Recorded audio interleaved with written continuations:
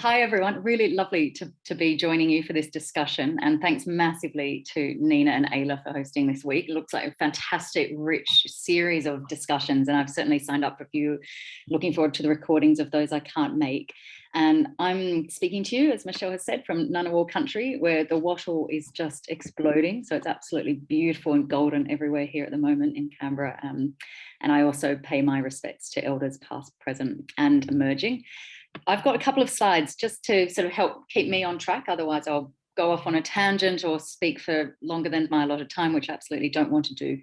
And so I'm just going to race through these now. I'll just check my time and just give you a sort of bit of an overview of the wellbeing economy story and how it relates to protecting the environment. And at its most basic, the idea of a wellbeing economy is about putting the social and the environment together and understanding we cannot separate the two. The best solutions will be those that pay heed and attend to both simultaneously. And I absolutely agree, Michelle, with your point that there's so much we can learn from how to cherish the environment that speaks to how to cherish each other. But I use this metaphor of the coin, and the social justice question and the environmental crisis question being two sides of the same coin. I use that metaphor really deliberately, because when we take the time to look upstream and ask what is at the root cause of many of the challenges facing our world today, so often, now not all the time, I know there's more to it than this, but so often you find the economy as a huge root and barrier to progress as well. And so we have to think about how we design our economic system in a way that it attends to the environmental crisis, protecting the planet, in the words of the seminar, but also delivering for communities around the world and into the future. And so when I talk about what's the story of this current economic system that the wellbeing economy agenda is seeking to move beyond, it's what I describe as the long road option. And essentially, and this is very simplistic, of course, but essentially the gist is that it's about getting the economy to grow bigger, but so often that comes with turning a blind eye to the damage that does to people and planet. Then the next step is we see governments trying to sequester some funds back through that growing economy. And all the political machinations and tax avoidance and evasion that go around making that step problematic. And then what happens is we see so much government effort, and if we're honest, I think with ourselves, charitable effort, attending to helping people and planet cope with the damage that step one did. That sort of simplistic look at where we are today. And the problem is that agenda doesn't take account of the reality of planetary boundaries and the extent to which the sort of anthropocentric, or people would even say Plutocene that we've got, is pushing people beyond, pushing the planet beyond what it can handle. It also doesn't take account of the diminishing marginal returns to growth. And the metaphor of salt there is sort of me trying to explain this idea anyone who's studied economics will be familiar with the idea of diminishing marginal returns. Essentially, we all need a bit of salt in our diet. We're unhealthy without it. But when you get too much, the benefits start to tail off and even become harmful. And so this idea of growth at some levels of development, we need a little bit of growth. Crucially, it's got to be useful and channeled into collective institutions. But the benefits start to tail off at pretty sort of middle income levels of development. We can have a richer conversation about that dynamic later, but it's not so much the topic of today, so I'm going to skip over it. But if anyone wants to follow up, very happy to talk about that. But that long road option also doesn't take account of the extent to which the current system is having to spend a ton of money trying to respond to, in a downstream way, the collateral damage that this current system does to people and the planet. And in social policy terms, there's a phrase that's really emerging, I think it's very powerful, called failure demand. So much social policy can be construed as failure demand, response to our failures to enable people to live good lives. And of course, ecological economists have been talking for decades about the reality of defensive expenditure. I don't know if anyone caught the news this morning, but the insurance industry is talking about just the cost of responding to extreme weather events has, I think, tripled in the last last decade. So even on its own terms, that long road option of our current economic setup is doing a lot of damage. So where has that model got us to? This is work done by friends of mine, ecological economists at the University of Leeds, Dan O'Neill, Andrew Fanning and colleagues. And what they did is they looked around the world to see, are there any economies in a national sense that are managing to live within those planetary boundaries, so not transgress the biophysical boundaries that you can see on the x-axis there, but also do so in a way that's lifting their communities, and on average, we'll come back to that in a moment, lift their communities above social foundations. And what you see here is that if they had found an economy that was able to do this, you would see it in the top left-hand corner of this graph here. And what you see instead is those GDP-rich countries, on average, and we'll come back to that, are lifting citizens above social thresholds. Essentially, this is trying to find countries that sit within the donut. But they're doing so while putting huge pressure on the planet.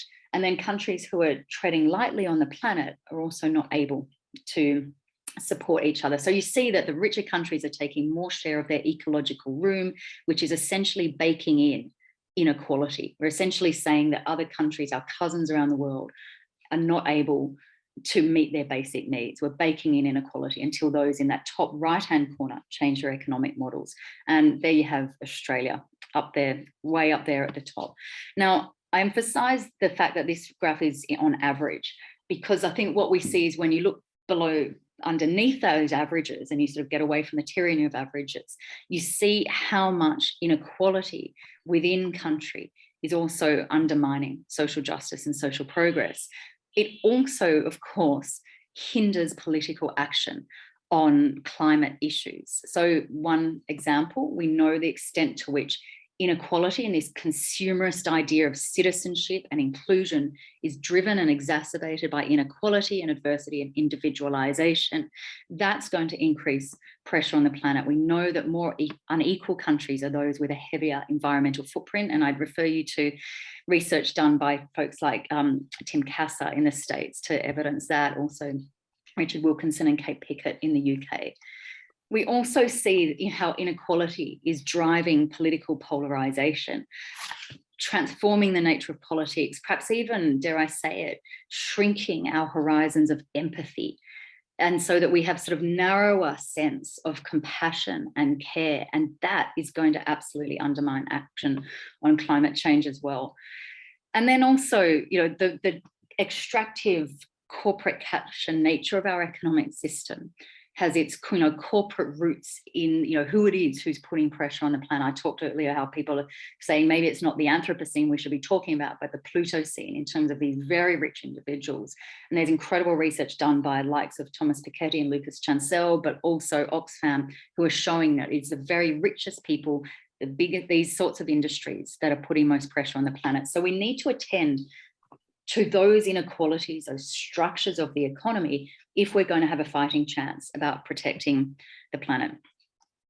And so where have we got to? If we're going to save the planet, we have to pay attention to transforming the economy. So that's where Wellbeing Economy lands. And this poster comes from a festival that the Wellbeing Economy Alliance held in Glasgow during the Glasgow COP, where we're trying to get people laughing and learning from each other and singing and dancing and talking about economic system change, to take it beyond the corridors of the blue zone at the Glasgow Conference Centre and take it out to a wider audience and really think about, if we care about saving our planet, we have to talk about economic system change. And so the Wellbeing Economy Agenda, and Michelle, this is a phrase of yours. I remember you very, very just beautifully articulating these words back in Brisbane in 2019, where you said, what is the wellbeing economy? At its simplest, it's about social justice on a healthy planet, and holding those two agendas together because of knowing how deeply interlinked they are in terms of their story of their roots of the crisis, but also in terms of the solution. And in terms of how we transform and move into that mindset, this image that you see here, I think, is one of the most dangerous images. This is sort of course, is sort of 1990s sustainable development thinking. But what it does is, one, shows that they're separate zones, separate spheres, and it puts the economy up on a par in a way with environment and social goals. And of course, what the Wellbeing Economy agenda does, learning from feminist economists, learning from ecological economists, what they've been saying for decades, and of course, what Indigenous communities around the world have been living and breathing for millennia, says we need to think about that shift in mindset of understanding the economy as embedded within society and the two as inherently embedded in the environment. And the trick is to start acting like that from that mindset on the right, rather than that sort of 1990s view of sustainable development that we've got on the left. So getting that into practice, I often talk about the shifts we need for a wellbeing economy as being like a 100,000 piece jigsaw puzzle. And I'm going to race through these because I'm not conscious I'm chewing into my time, but we can again come back to some of the detail in this. We've actually got good time, Catherine. Am I? Okay. I don't want to take more than my fair share, but we can come back to it later. I'm happy to continue the conversation offline too, if folks would like more detail. But you can imagine that to transform the economy, we need a plethora of changes, whether that shifts in how we do taxes, what sort of incentive structures we have through the political regime, how we design cities and communities and urban spaces and public transport, how access to those who are not in cities, energy systems, the nature of business models as well. Do we keep with that sort of power of the publicly listed company, or do we want an economy made up of worker co-ops and social, community interest companies and social enterprises and B Corps and so on, deliberative democracy, all these sorts of shifts that we're going to need. But if you think about it like a jigsaw puzzle, in Scotland during the last 2 years of sort of COVID lockdown, lots of people were doing jigsaws. And so it struck me that, if you're a jigsaw puzzler, you start with the corners, don't you? So what are the 4 corners where we can kind of cluster some of those changes to wrap your head around the sorts of shifts we need for a wellbeing economy? And I describe these as the 4 Ps of purpose, prevention, pre-distribution, ugly term, really exciting concept, and people power. And I'll come to those really, really briefly. So in purpose, essentially this is about asking what really matters and focusing on the outcomes rather than just servicing that failure demand. And when it comes to the growth agenda, I often say we need to be fair weather friends of growth rather than its ever faithful followers. So that means asking the difference between the means and ends. What is it our real goals? Social justice on a healthy planet, and not having growth and GDP as a goal in and of itself, but also then thinking about the direction and composition of growth rather than just, fetishizing its rate. And so thinking of what do we need more of, and what, if we're really honest, we need to proactively power down in our economy. So that's the first P. And there's all sorts of examples of things around that, beyond GDP agenda, wellbeing budgets, outcomes, focus, those sorts of things. The second P is about taking the time to look upstream and really being ambitious in attending to the root causes of stress and alienation and damage to the planet, and not just being content to spend on that downstream treatment, patch, repair that I talked about earlier. So yes, it's important to help people and planet survive and cope today and tomorrow. I never want to denigrate that sort of work. But we also need to take the time to look upstream and understand those root causes and pay attention there. So there's lots of action going on around that. I mean, things like the more circular and collaborative and sharing our economy is, the less beach cleanups we all need. The more renewable our energy systems are, the less carbon capture, sequestration and storage we will need to be spending money on. And I'm sure you will all be able to come up with examples along those lines. Then the next corner of this jigsaw puzzle is pre-distribution. Don't freak out by the term. It's essentially saying we can do better than just redistributing after the gap between rich and poor has opened up. What we need to do is ask the economy to do much more of the heavy lifting in terms of generating the sort of outcomes we want. So whether that's worker co-ops, so you get rid of that barrier between capital and labour, whether it's things like community wealth building, we're kicking off local economic multipliers in local areas, and particularly in this circumstance, whether it's true cost accounting. So we don't have things like, flying to, as it was when I was living in Glasgow, flying down to London, massively cheaper in a pound sign sense than getting the train, but of course in terms of the impact on the cost to the planet, not cheaper at all. So really getting the prices right and helping folks understand what's happening there. And then the final P of people powered. This is not about being anthropocentric, but about doing this together. And the example, I think, where this really matters, I don't know how many of you were following the story of the Gilets jaunes in Paris, the protests over the last few years. Essentially, these were what Australians would describe as tradies who were protesting after Macron increased the price of petrol. What he didn't do was listen to that community who would be impacted. Now, they were people who more likely had to drive cars, so they're heavily hit, whereas the wealthier people in Paris lived within the city and so were well served by public transport. And this research has been done is that they were absolutely up for environmental taxes. What they were raging about is that how it had unilaterally hit them hardest and they hadn't been consulted. And I think that's a real key lesson in this conversation, is keeping these conversations, these dialogue, this deliberation going, so we can bring people together and have more multi-benefits, so we speak to both agendas at the same time, but also have some sticking power of and then I don't need to tell Australians about what happened to the carbon tax. We need to have these sorts of mechanisms and changes embedded in the system. I'm going to leave it there, Michelle, with one of my favorite Looney cartoons. Essentially, this is the sort of shift in mindset we need to underpin the sort of economic system change our people and planet so urgently need. Thank you so much. Thank you, Katherine. And I'm really sorry if our slightly late start made you feel like you had to move too quick. But that was still wonderful, because despite our late start, we still actually started on time. But thank you, Katherine. And we'll come back with some questions for you after our other speakers. So Mike Salvaris, we're now going to turn to you. And I know that you don't use slides, so we're going to put the pinpoint on you, literally. Tell us about wellbeing economics from your point of view and your work, and how does the environment fit into that big picture? Thanks, Michelle. Well, I also would like to start out by acknowledging the Indigenous owners and inhabitants of the land that I work and live on, the Wurundjeri people who live all around the Melbourne area and have done for maybe 50,000 years, we're not sure, a long time. I work with a project called the Australian National Development Index, which is really about developing a new idea, new concepts of progress and well-being through extensive engagement of people across Australia to develop a new framework and well-being measurements.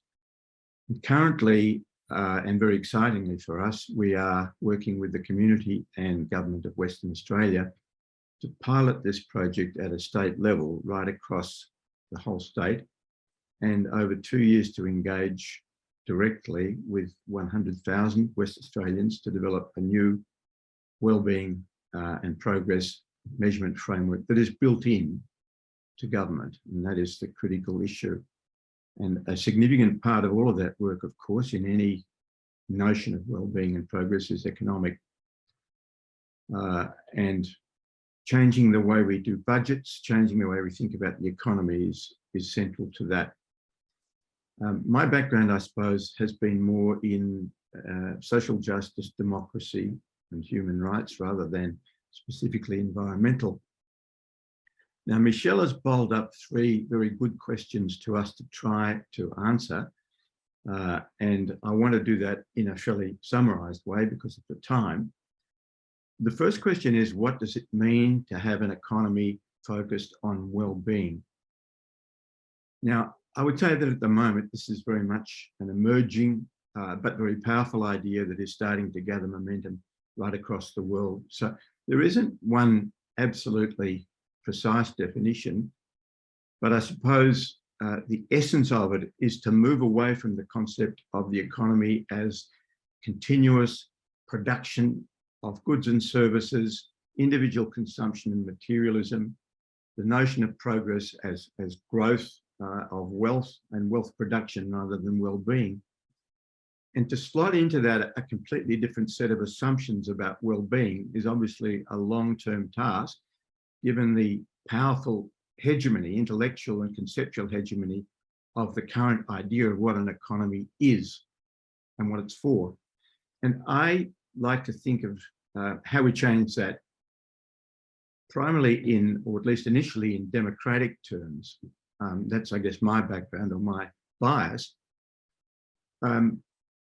We need to ask the question about where a good economy fits into a good society, a society that is democratic, that is focused on equitable and sustainable well-being.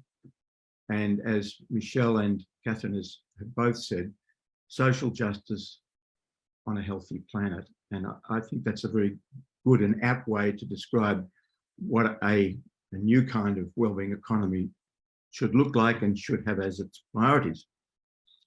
Now, at the moment, one of the most serious obstacles to our thinking, I suppose, is what I said before, is the conceptual dominance of the notion of what an economy is and what kind of economies we should have. As we think about it, and as it's written about today, it seems to be something quite divorced from or separate from a good society or from society as a whole. It's not within democratic control. It's global. It's a kind of mystique guarded by a kind of clique of, or priesthood, you might say, of insiders. The basic assumptions of what the economy is for and what it should do are not only not transparent, but they're not even often open to actual debate, as though it's a sort of open and shut question. So if we look at it from a democratic perspective, and we ask what a good economy should do and should be, we find that people themselves, not the priesthood, not the elite, not the politicians and the economists, people have a much more grounded idea of what an economy is and should be. Lots of surveys, international, global surveys have shown that people want from the economy well-being rather than growth per se. People want a series of outcomes that are not necessarily related to continuous production. They want decent jobs, they want environmental responsibility, they want a satisfying distribution, or at least a reasonable and fair distribution of wealth. So we ask the question, how would an economy focused on well-being be different from the current format? And I think it's the first response to that is, it depends on how we define well-being, because we can get into the narrow issue of well-being as simply the material well-being of individuals. If it's that kind of economy, then it's not going to be grossly different from the economy we've got now. We have to widen that definition so that it's the natural goal of an economy and the natural priority of an economy to create a healthy planet, to be aware of environmental limitations. And for that, we all, I think, have to look at different aspirations for ourselves, different lifestyles, our personal behaviour and our politics all need to change. It isn't simply a matter of changing definitions. Now, the second question that Michelle asked was, what does it mean for humanity's relationship with the living world? Well, the current view, I suppose, about that relationship, or at least the current view that the economy includes, is that, and this has been the case since the Industrial Revolution, the living world is really presented to us as an infinite resource to be exploited for the wealth and comfort of mankind. And the distribution is not such an important issue so long as we keep exploiting and keep building up wealth. And until quite recently in humanity's history, how we exploited it wasn't a problem, because it was an infinite resource and it didn't matter what destruction we did because there's always more.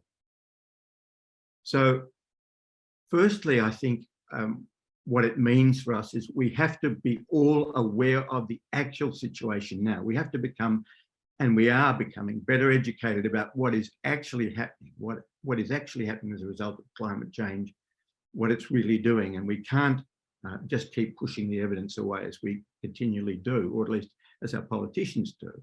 I think the community itself is reacting in a more knowledgeable way and in a more sympathetic way. Secondly, we have to be aware of the limits. That is the crucial lesson. What we're doing now is one thing. Secondly, what are the limits to what we can do? What have we got to work with? Thirdly, we have to see ourselves as stewards of the natural world and as trustees of that world and for future generations, not exploiters, not simply taking out what we can. And in that, I think we all have a role. We have a role in how we see our relationship to the living world. We need to change our own lifestyles, and we need to change our aspirations.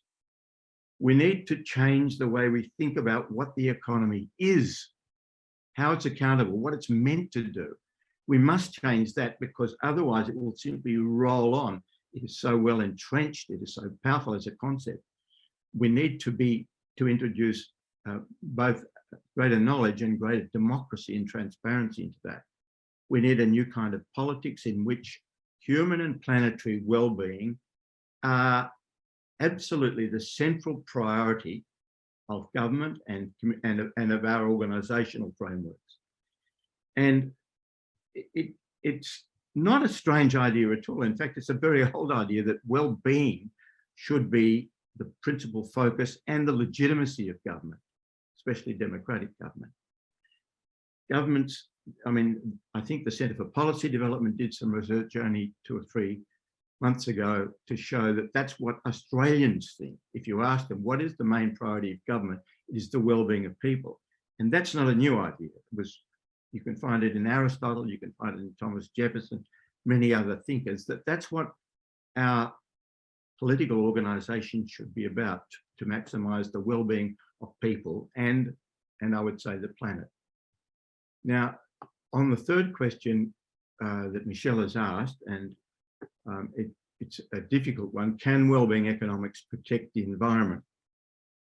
Well, first, let me say that I think wellbeing economics must do more than protect the environment. It must make the environment flourish.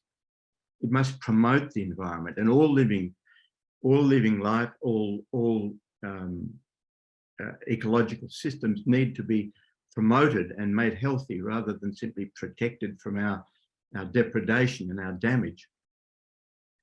And currently, I don't think, and I think Katherine said something similar to this, the current source of destruction of the environment can be traced overwhelmingly back to the neoliberal form of growth and exploitive and extractive economics. It comes back at so many junctures in terms of not only the actual production processes, but what it does to us as a society, the distortions that it causes in our interpersonal relationships, in our communities, in our aspirations, in our health, are all more or less trackable back to the way we do current economics.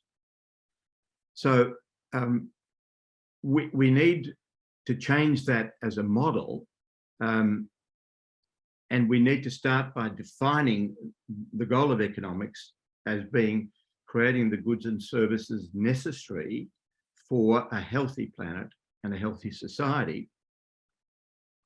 And to do that, I suppose we're looking at building in environmental goals and priorities, not simply as an add-on or as something we check afterwards to see how the routine workings of the economy are affecting the environment. We have to be looking or working towards a situation where we are building in environmental goals and priorities to every level of our economy and our society. We need new understanding and we need new narratives, as I've mentioned. We need new democratic forms, but we also need new tools and new measures and new ways of thinking. And that is a paradigm shift. That isn't simply a superficial or cosmetic change to our economy. We are talking about a fundamental shift in understanding, in structures, in outcomes, and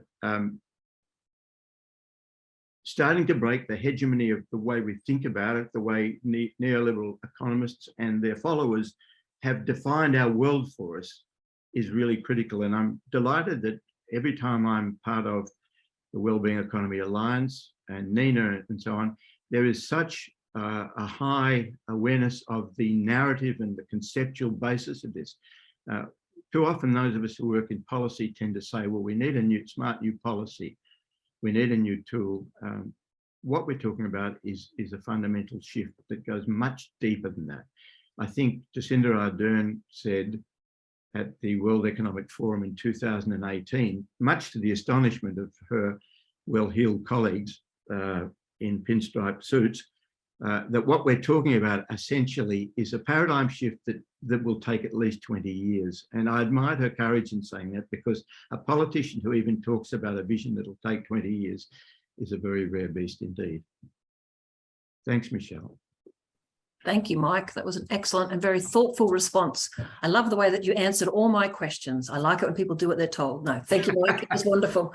We're going to come back, obviously, in the questions and have further discussions.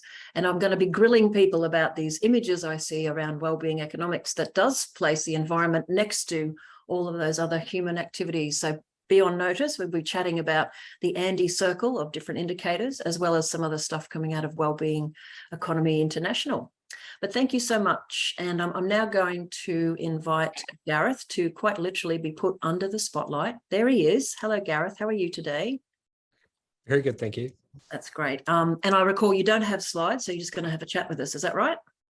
Excellent. Yep. Over to you, Gareth. Your 15 minutes of can wellbeing economics protect, save, regenerate, or do anything good at all for the environment? Thank you, sir. Oh, well, thanks, Michelle. And it's a privilege to be on the panel with Mike and Katherine. And thanks to Ayla and Nina for hosting. In New Zealand's first language, kia ora, namahinui kia koutou, kia ora. Greetings from across the ditch. I thought I'd just quickly introduce myself, talk a little bit about how I see a wellbeing economy and how it can protect the environment. I totally take Mike's point. It's not about sustainability anymore. Actually, it's about regenerating the natural world. And I thought I'd share some examples, how we're going in the right direction in Aotearoa, New Zealand, but also a few areas where we can improve. So first up, by means of introduction, I've spent my entire adult life working for nature and the environment. I've been part of successful campaigns to do things like stopping offshore oil exploration in New Zealand. I've been part of conservation groups, pest control, organised the country's biggest climate march. I even got myself arrested as part of my activism, got myself elected to Parliament, where I wrote laws and negotiated with government. And what I sort of reflect is, after 20 years of working for the environment, things are getting worse. Our emissions in New Zealand kept increasing, inequality was growing. So I sort of reflect that I've sort of spent 20 years of my life working very diligently, fighting the symptoms of the problem, not addressing the source of the problem. All that time, it was like fighting the Hydra. You win one campaign, but there's 3 more behind it. The source of the problem was the economy. So after a decade in Parliament, I retired to a conservation island with my family, where I wrote a book about a late friend of mine who had passed away. Her name was Jeanette Fitzsimons. She was like the Bob Brown of New Zealand. And researching this book, I came across this quote when she was just starting her political career and was part of this new political force which totally changed New Zealand's politics. Now we've got a multi-party parliament. And when she was asked to write this new party's environment policy, she said, well, first, you've got to show me your economics policy, because you can't have an environment policy totally in isolation. So now I've got the best job in the world, which is working for the Wellbeing Economy Alliance, where I get to do the things I was been focused on, which is addressing the inequality, the biodiversity, the climate crises through redesigning our economic system. And it's pretty clear we need one, right? And right today, a third of Pakistan's underwater, Europe and California are burning, rivers are drying up. In New Zealand, we've just had our warmest and wettest winter ever. It's affecting us. Just in my place, we had a huge slip because of the massive rains we've seen in Wellington. We're literally on a trajectory to catastrophe, a hothouse world. And despite all the great targets many governments have, we're sort of trapped in this economic growth system. It's like we're on a treadmill and it's difficult to get off. And what we're seeing is real problems now that as the system's faltering, be it cost of living crisis, reduction in people's income, especially on the poor, there are real challenges when the current economy starts to slow down. I'd point out, though, of course, it's bad economics in its own terms, let alone the civilizational challenge we have. It's estimated floods and droughts and storms are going to cost more than $500 billion US annually. We've seen crop and livestock production losses 34% between 2008 2018. Just the events in Pakistan cost an estimated $10 billion. You'll be seeing your insurance premiums rising. In New Zealand, we're having quite a difficult conversation already about managed retreat and actually what happens to coastal communities and towns as the seas rise. Now, the big problem, I believe, is that the way the economics profession has practiced the profession has seen the economy as separate from the environment. Now, many people know the original Greek term for economy, oikos, means a household, but maybe this is partly where the limitation has come from, because we can't think of the economy as a single household. You know, even when I was living on my conservation island as the only residents, we are totally reliant on wider society to survive. The economy's got to not only think about the household, but the land that it sits on, the weather, the rain that hits the roof and what happens to it, the village and the community that surrounds it.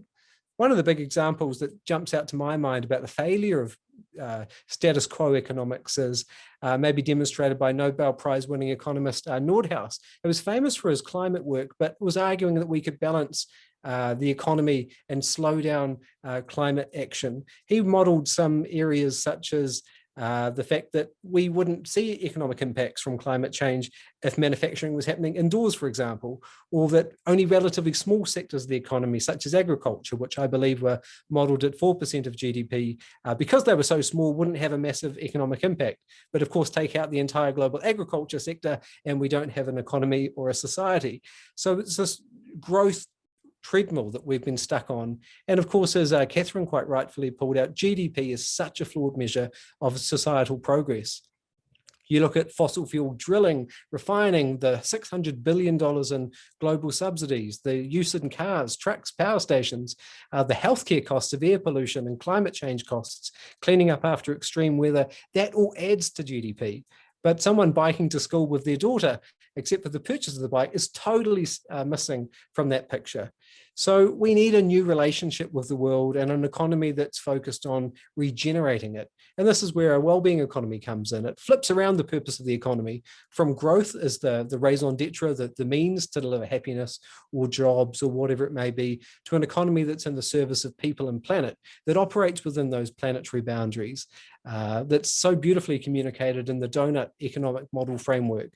It delivers on the 5 needs of dignity, nature, connection, fairness and justice, and participation. As Katherine said, it prevents problems before they occur rather than responding to it. And I reflect that New Zealand's last wellbeing budget, most of the spending was actually quite frankly spent on still responding to failures that demand which has been set in the economy. And it asks the economy to do the heavy lifting. It pre-distributes and asks that to contribute. It puts environment at the heart of decision-making. So instead of looking at that household alone, it looks at the village and the natural world surrounding it. It realizes that we can't be separate from the natural world, that social justice, decolonization, climate are all linked. To flip around that comment before, the current system has social injustice leading to an unhealthy planet. So one of the areas we're going to have to tackle with the wellbeing economy is the extreme affluence that we see. According to Oxfam, the world's billionaires, only 2,153 people, own more wealth than the bottom 4.6 billion people. Now in New Zealand, the figure is you're in the top 10% of the world's affluence if you have an annual income of 140,000, which is probably roughly similar in Australian dollars as well, responsible for 52% of cumulative carbon emissions between 1990 and 2015. Just 1% of the world are responsible for 50% of aviation emissions. Yet I just saw an article from the Boeing CEO that 80% of the world won't expect to ever fly on a plane. So we're seeing a lot of the damage happening because of the current economy. A wellbeing economy might sound vague or fuzzy or utopian. I think that's important to think big and think of positive futures. When you look at history, we've seen radical transformational change occur before, and it most definitely will occur in the future. For me, what a wellbeing economy would look like is one that prioritizes jobs that add value to society. At the moment in New Zealand, our nurses, our firefighters, our midwives are on strike and we're having difficult pay negotiations. These are the types of jobs we should be supporting. It's transitioning to clean energy, it's reducing waste, it's public affluence, so investing in art and culture, making sure that products aren't designed with obsolescence in mind, that we've got the right to repair, shared tools to be able to do it. The economy is run with regenerative agriculture and circular economy principles at its heart. Some examples from New Zealand that sort of demonstrate that this isn't something vague or in the future. It's something we're already seeing happening in our towns and communities in New Zealand and across the globe. I think about Wakatu in Nelson, the top of the South Island. They're one of the largest employers, a multi-agricultural, primarily agricultural company, Wakatu, has just developed Te Taihu, which is a 500-year strategy. So not just for the next generation or the one after it, but for multiple generations is contained in their 500-year strategy. I think about firms such as Perpetual Guardian, who have moved to a 4-day week for their workers. I think about some of our farming sector. Now, in recent decades, I know some of the iron sands mining has been described as a black gold for Australia. Across that time in New Zealand, we had our own white gold boom, which was where massive incentives were encouraged to convert to dairy farming in New Zealand. And now New Zealand has the world's largest dairy company, Fonterra. What we saw was the largest loss of native forest and native wetlands since colonial times. Now, agriculture is 50% of New Zealand's emission, still doesn't face a carbon tax or a carbon price. But all the incentives have been to cram more cows onto paddocks, to import feed from Indonesia and other countries. But what we're seeing now is some farmers are actually finding their profit to actually increase when they destock. There's less artificial inputs coming in. They're actually able to get a premium for their product. So they're finding they're able to make more by doing less. So I just want to lastly look on to the wellbeing budget, which I know in Australia you've got coming up, I think on the 25th of October. Now, I'm not a particularly sporty person, so I don't have any cricket or rugby sort of Kiwi Wallaby sort of jokes to make. But I would say that we were first when it came to wellbeing budgets, and we look forward to seeing Australia follow it. But I want to talk a little bit how it's worked in practice, but also some of the lessons or how we should be moving to a wellbeing budgets 2.0 in New Zealand. So it's been wonderful seeing the international attention that New Zealand's gained in recent years, while your Prime Minister seems to pick up almost every portfolio in the cabinet.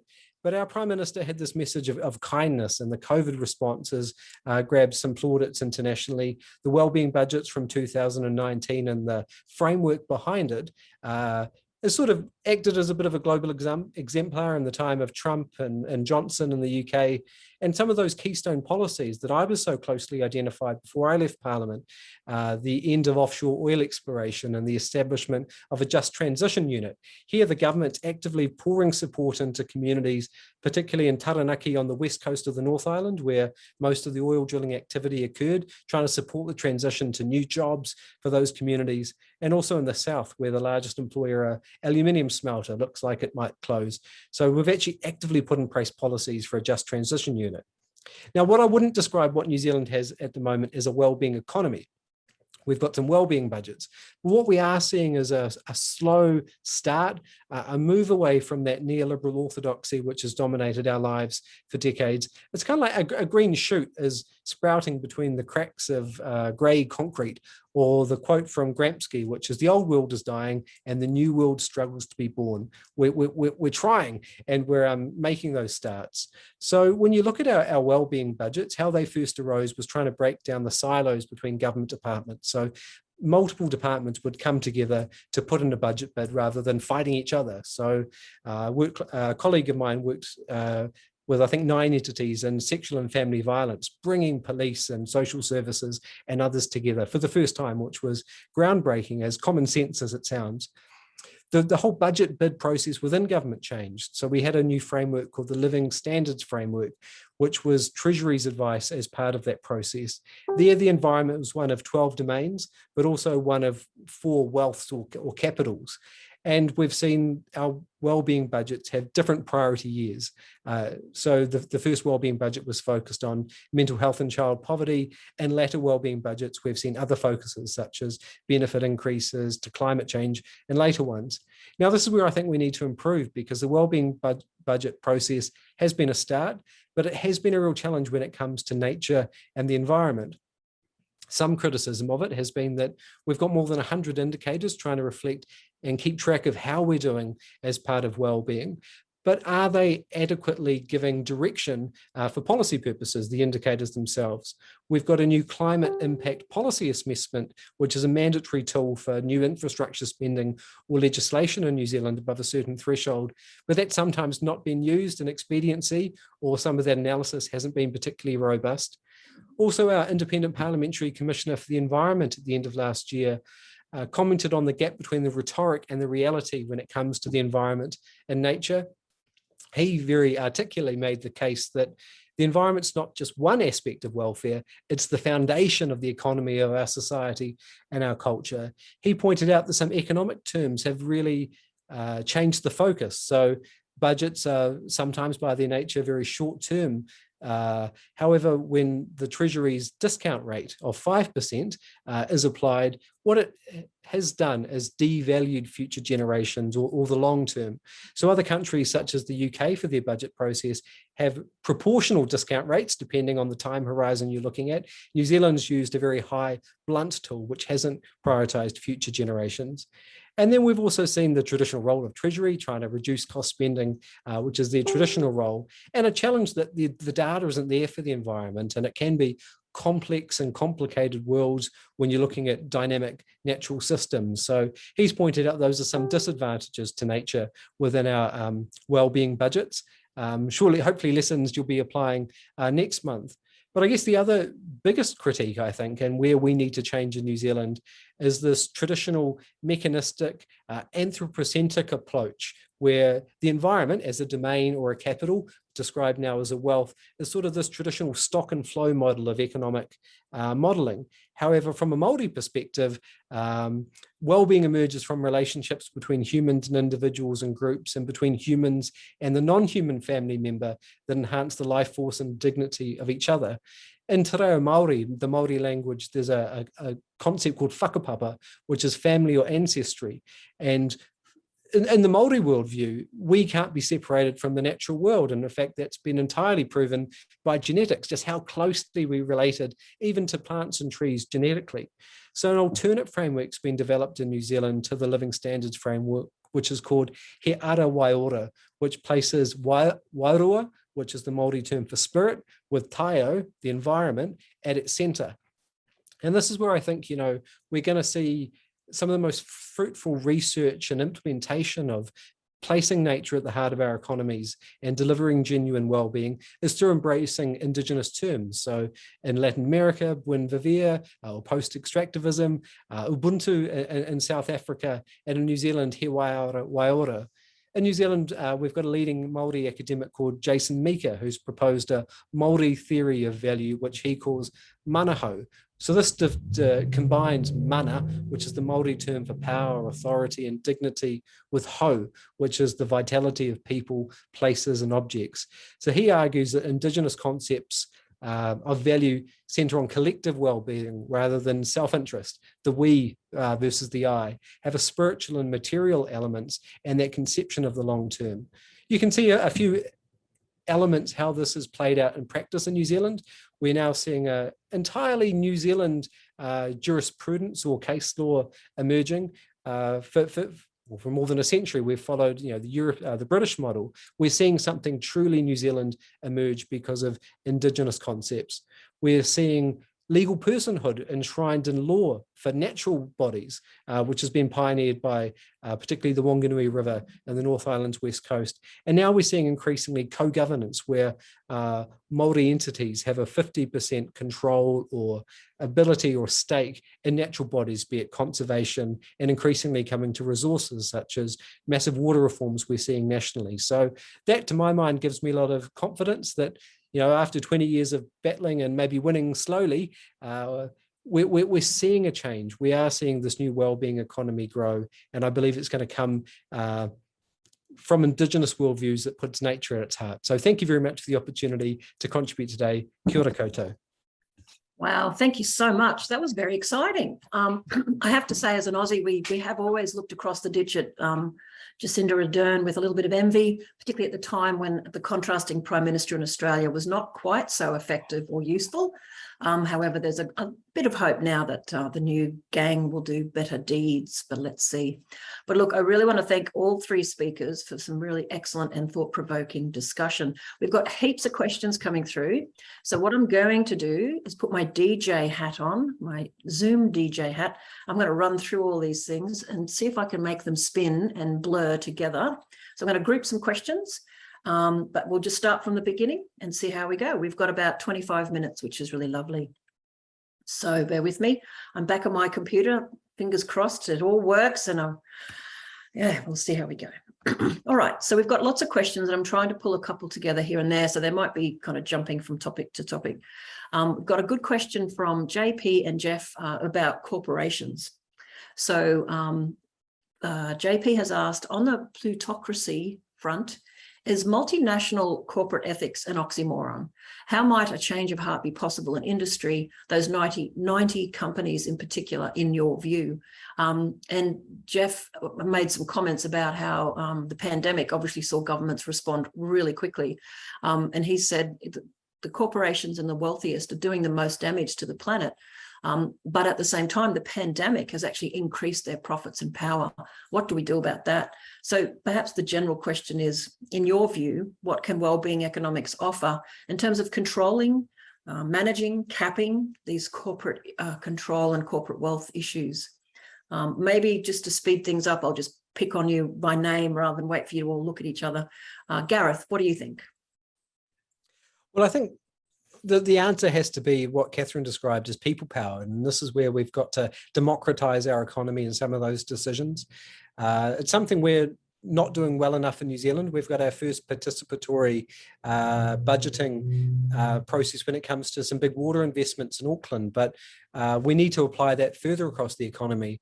Just on the particular short-term challenge, I note the sort of global conversation around windfall tax. And, you know, that's something I've been looking at in New Zealand. So one of our largest power companies just posted a 600% profit, is still putting up prices. Our corporate profit rate have risen 39% in the last year, 60% in the last 2 years. And that's coming at the expense of society, and not because of any productivity, efficiency improvements. It's coming at direct cost to society. So that's a conversation we're promoting here in New Zealand, but that can only be a short-term relief. What we actually need to do is restructure the entire tax system to make sure that we're not seeing those excessive profits. And I think in the medium to long term, we've got to make sure that this economy is people-powered and more participatory.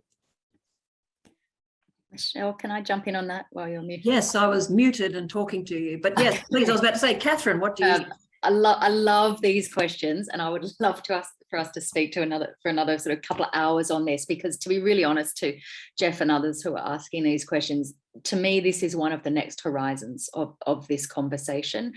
I see incredible work done by people in enterprises who are harnessing the sort of mode of enterprise to do really, really cool stuff. And I could tell you loads of examples. One of my favorites is a brewer just down the road from where I used to live in Glasgow, a guy called Mark Hazel. And I think he used to get up every morning thinking, how could he make his beer and production of beer more sustainable? He captured the carbon. He made a line of beer from bread that donated and otherwise thrown away from the local baker. His tap room was made out of spare sort of pallets and so on that he just foraged. He was absolutely locally focused, didn't export far beyond. He is the sort of business person that we need more of in a wellbeing economy. And there's something very special about that small family-owned, community-orientated enterprise that I think we should absolutely find a way to celebrate and have more of. What I contrast that to is the publicly listed companies model. And there is something inherent about the way our shareholder system operates that even some good people within these businesses, and I suspect you will all know pretty good ethical individuals working for big multinational companies or publicly listed companies, who go to work and because of the way the shareholder model operates, have to take decisions that park the interests of people and planet. So it's something toxic about the way our stock markets operate. It's not even in corporate law.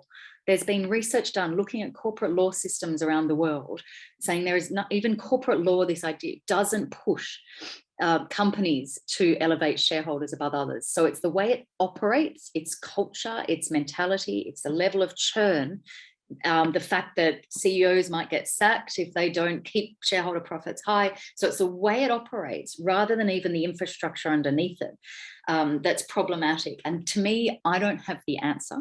This is, to me, one of the next horizon questions around how do we address the power of those companies and their impact on the planet.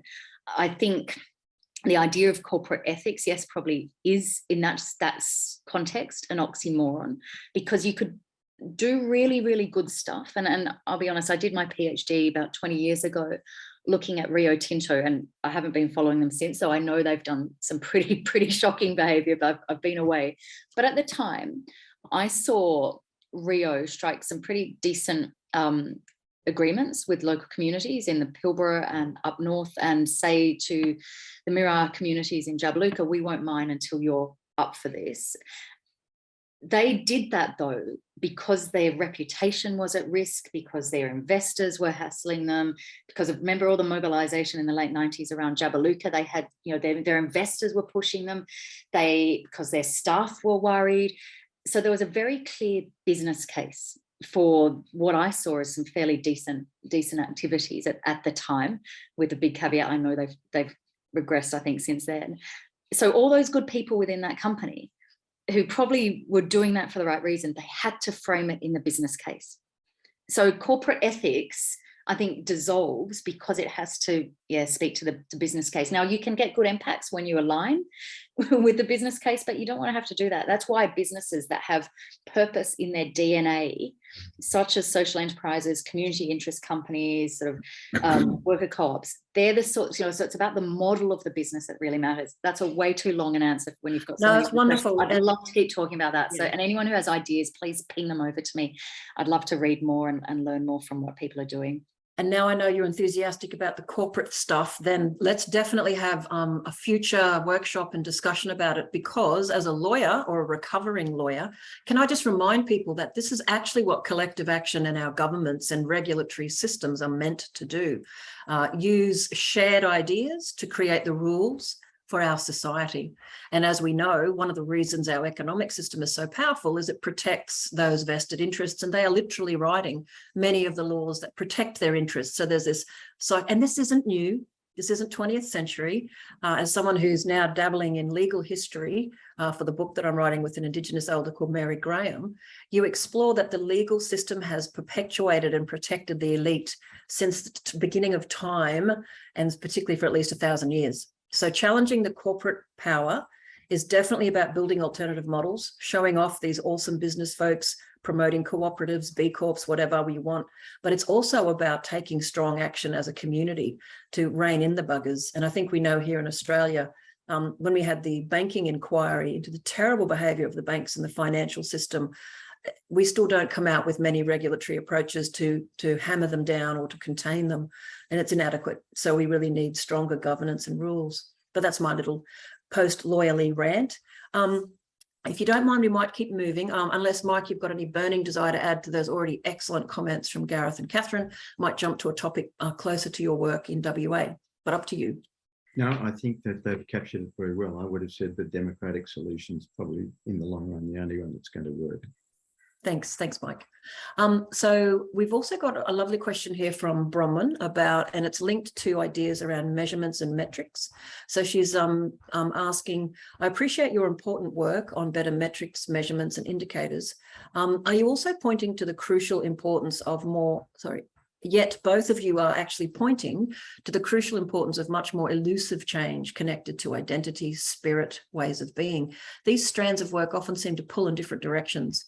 And I'd like to add to that, to really perhaps provoke you all to tell me, as an outsider interested, how is it that wellbeing economy measurements or metrics are going to shift the benchmark for caring for country or looking after the environment? You know, when I see a lot of these metrics, on a very serious note, they're often presented as all equal. But Mother Nature is the ultimate guide to what we should and shouldn't be doing. How is wellbeing economics, and responding to Bronwyn's question, how do the metrics help us do anything different? Mike, do you want to start on that one? Yeah, it's a great question. It's possibly an accident of history in some ways that the whole question of measurement became so dominant and initiated a lot of this discussion, rather than a more deep-seated set of philosophical or basic questions about the kind of societies or progress that we want. But it has served a good purpose, because ultimately underlying it is that larger question of what kind of society we want. And while asking questions about measurement is not by any means the only way to get there, it's one of a number of useful tools to try and get people to talk about what that society looks like, and how we define it and how we set goals for it. So I'm by no means wedded to the concept of measurement, and I'm not in any sense a statistician, but I have appreciated the fact that it's a form of language, and it's a way of operating, especially if you democratize it. So you're asking the community what things matter before you start getting into a technical question about what measures should we have, which ultimately is technical and statistical.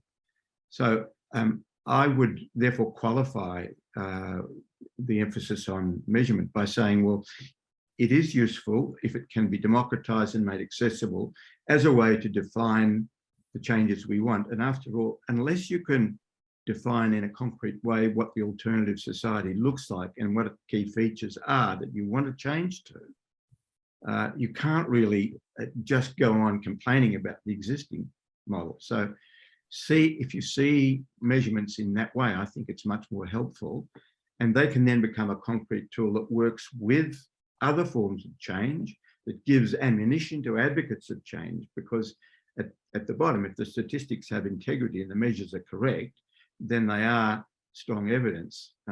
I know that a lot of people these days don't need any evidence, and in a post-fact society, people can just gloss over them, but I still have an old-fashioned belief that they are important, but they're not everything. Yeah. Thank you, Mike. And I think that distinction between measurement and metrics will help, but they're not the only thing. It's actually something, and I'll put it to everyone, something to keep in mind when pro-growth and neoclassical economists poo-poo the wellbeing economy. And I've heard it recently with different commentators. They try to say that all these different indicators will be ineffective. And I keep saying, well, at least it's a start to point away from just GDP, but more work needs to be done. But Gareth, I'd love your thoughts on this, the role of metrics, measurements, and more.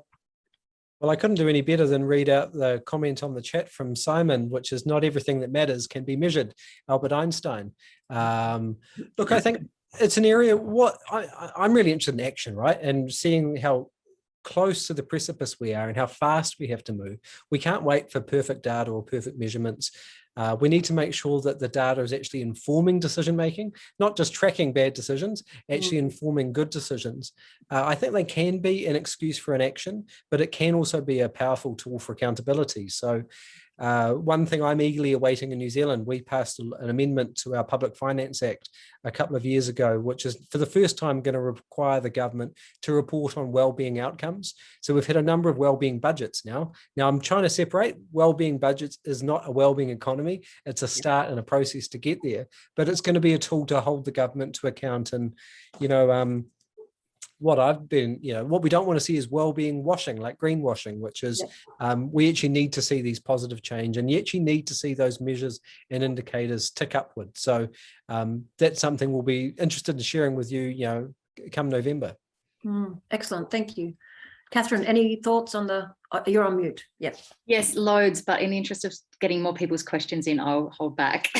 Okay, well, look, we're going to have a lot more conversations about wellbeing economics in Australia, so we'll be bringing all of us back together again. So thank you. Just quickly, a connected question to this is the question from Kerry. She's saying, are the UN Sustainable Development Goals compatible with or equivalent to the Australian National Development Index? Mike, that's one for you.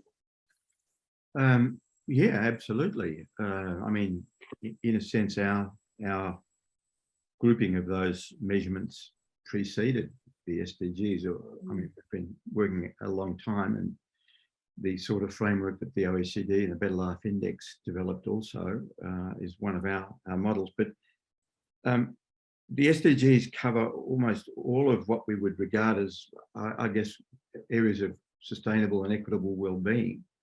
They also include targets, which is important, and there's a huge number of them, which has been criticised from, I guess, from some quarters simply because people want a more manageable framework. But the short answer is yes, very much so. And a lot of countries, partly led by the OECD, are now trying to produce analysis showing what systems of measurement they have in place and how they relate to existing measurements, which I think is a really important sort of synthesis.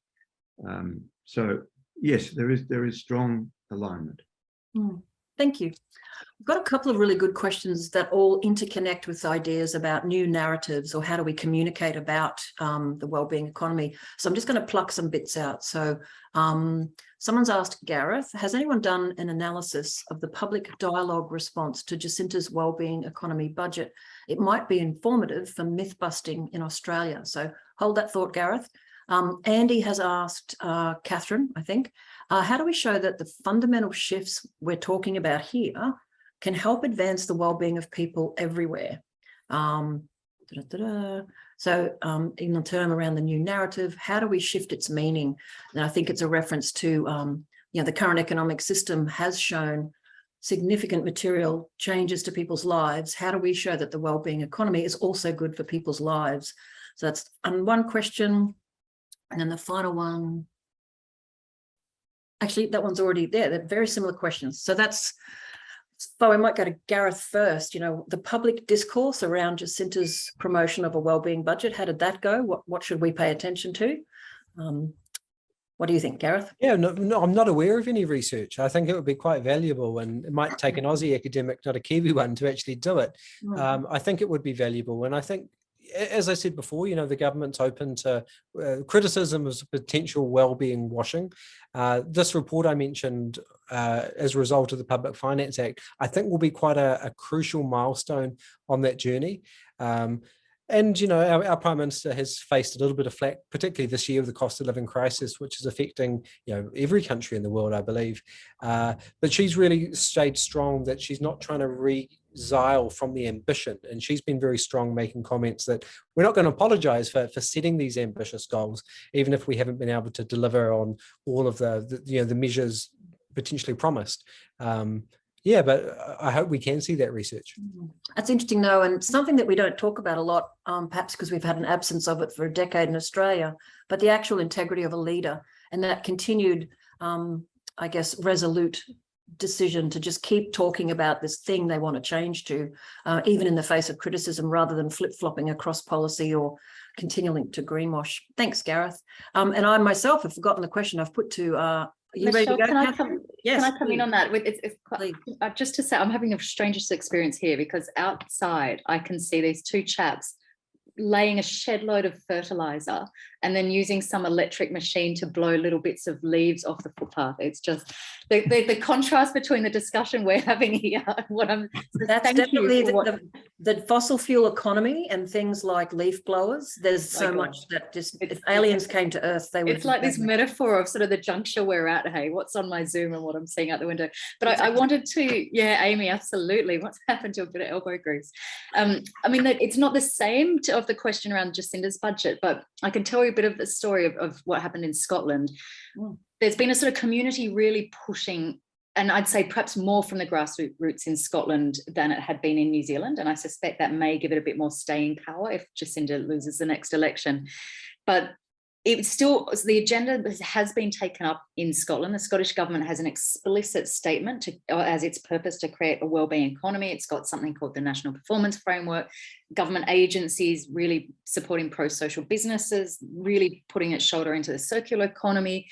Far from perfect, but there are sort of little pieces that you can see coming up. And in 2019, the First Minister did her TED Talk. And, people usually do one TED Talk when they get their moment on that red circle.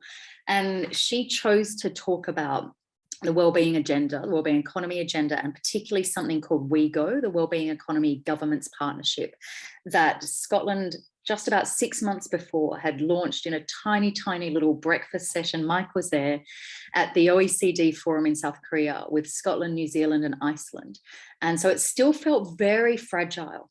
And what I saw with that TED talk is in all my communication with public servants, so I spoke to a lot in Scotland, is that there was that agenda, and then there was the agenda that had come from something called the Inclusive Growth Commission, and it was sort of the Scottish government's proposition for, independent Scotland, and that was very old school way of thinking about the economy. And I saw people within the civil servants really lean on the TED Talk agenda to push what they wanted to do. It created space for the policy entrepreneurs within government that we need to really support and lean on, and help create space for them externally.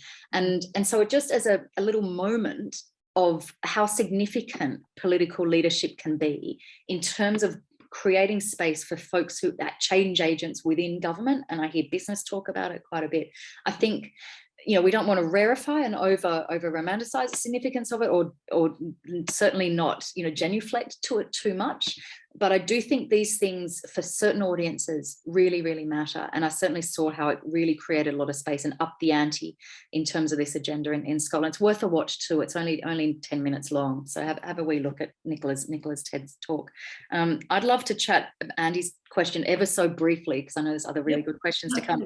I mean, Andy, just to say that I think the Wellbeing Economy agenda, inherently and perhaps implicitly, for me explicitly, I try to say a lot, it speaks to that contract and converge agenda, that if we're serious about global justice, we have to look at the ecological footprint of countries like Australia or the UK, where I've just been living, because otherwise we're essentially baking in our colleagues around, our friends around the world, not being able to increase their material living standards. So it has to have that dual focus and dual concern of environmental impact here and how that affects the life chances of folks here in Australia, but also around the world. And if you take that seriously, then the conversation, the work around contract and convergence, I think is really, really important. So I've loads more to say on that, but I'll shut up for now.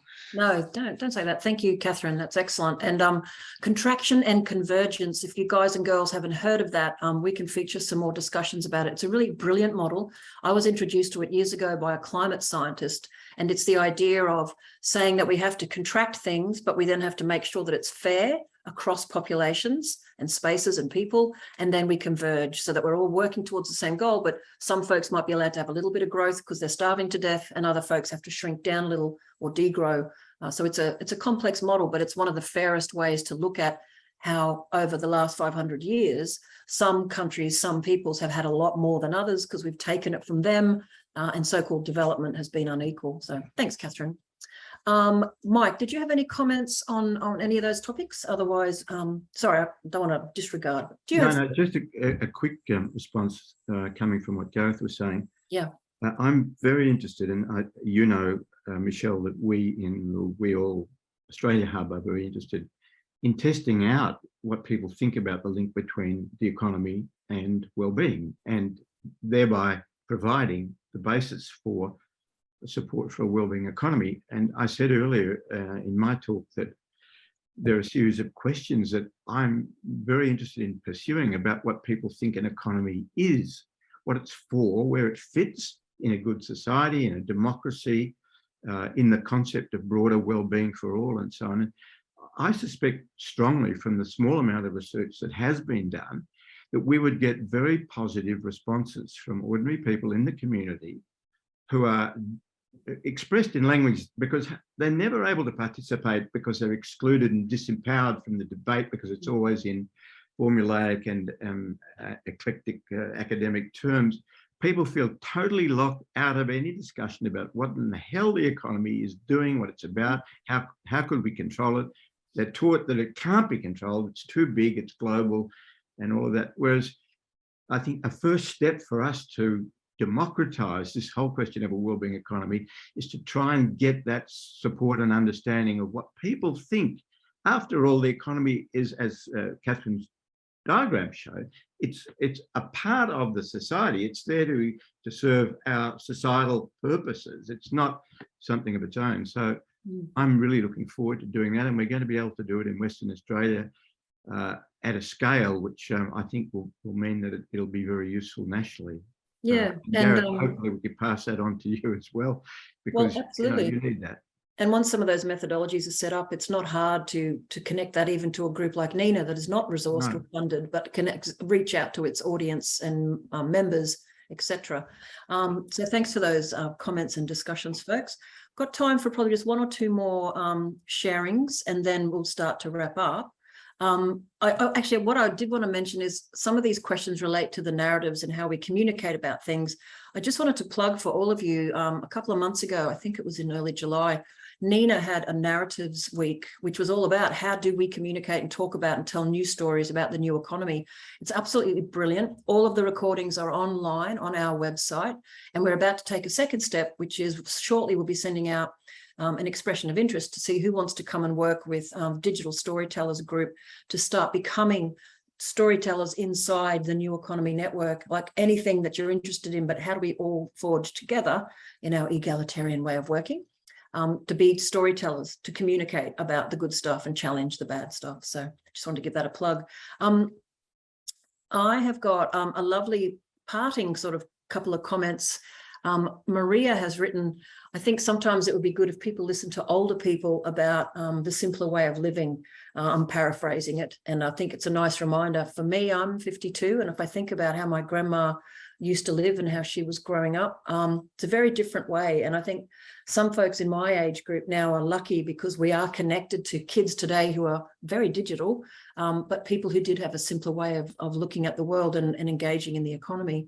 And that links to another lovely comment. Oh, sorry, I didn't write down the person's name. I'll find it. But she says, it seems to me that while I deeply appreciate and engage in this deep thinking and the nuanced thought around all that we're looking at here, it seems there are some very simple things at the center of it all. We need to come back to basics. And there is a sort of giving up, simplifying, sharing, circular and spiral like in nature. And can I just say that certainly inside the New Economy Network, we always try to bring it down to basics. And certainly inside the Australian Earth Laws Alliance, what we say is the most important things for humanity is to breathe in and out, to have water to drink, to have plants and animals and other people to love. And the rest of it is up to us to organise and to build the governance systems. And certainly the conversations we've had this week with Richard Dennis, with Ian Lowe and others talking about tricky conversations like population. It's about trying to be wise human beings and doing our best as Earth citizens. So many good things to think about. I think that's about it. There's a few other, there is a question from someone, fundamentally a question about just transitions, but I think because we've just made time, I think we're going to come back and have some more sessions in October and November about corporate power, about just transitions, because at the end of the day, what we're interested in NINA and Ayla is where it's working, great, amplify that. But where the stuff is that we want to change, how do we do that? And how do we do that in a way that brings everyone with us? And that is about a lot of decades of good work on how do we literally pay for and support people to transition from one chunk of activity to another in a fair, just society that wants to phase out fossil fuels and phase out a lot of the bad stuff. So before we go, I'm going to be very cheeky because I can now that my computer is working again, and I want to do a quick plug, not cheeky at all really, but I'd like to promote New Economy Network Australia. If you're not used to our fabulous way of working, we are members, we're a member-based, we're a co-op, we're volunteers, we have no funding despite some minor efforts, but we do brilliant things. And we're organised along the lines of distributed governance. So we've got heaps of little hubs made up of ordinary humans who come in and organise things like NINA Housing Week, where we bring 30 or 40 groups together to talk about housing. And Economics for the Earth, you're in it. That's what we're doing this week with Ayla and with NINA. And what you'll see is lots of fun events and activities to get people talking, to get people doing. And my other final plug is tonight, we've got this wonderful conversation, which is a nice lead on after the simplification discussion. Mary Graham, an absolutely brilliant Indigenous elder in this country, a leading thinker about Aboriginal philosophy and the relationist ethos. Ross Williams, someone who's been working across everything from at-risk kids to land tenure for Aboriginal people, and myself. We make up future dreaming, and we're going to have a yarn tonight about, and this is the title that Mary gave it, instead of great expectations, what about medium expectations? How can we reduce our demands on the living world and still have the good life? So I do hope that some of you can join us. I know you've probably got Zoom exhaustion. I personally love the fact that I can chat with you all and connect whilst often sitting in my pajamas with my dog at my feet. So I have no problem with Zoom. But do join us if you can. And tomorrow there's a fantastic discussion about post-extractivism. I'm just about to update that particular gorgeous graphic to have a couple of extra names. So neweconomy.org.au. Do join us if you haven't already. Everything you contribute into Nina comes back out to the network. It's a beautiful organic system. But other than that, I would like to extend a huge thank you to Katherine Trebeck, Mike Salvaris, and Gareth Hughes. I have found this conversation to be really brilliant. It's really good to hear about all the work you guys are doing and provoke new thinking for the rest of us. So I might let you guys all say goodbye. Bye, everyone. Thanks so much for being here. Thanks, Michelle. Yeah. Thank you all. I really appreciate it. And thank you to our audience. And we'll hopefully see you very soon. Hopefully tonight. Thanks, everyone.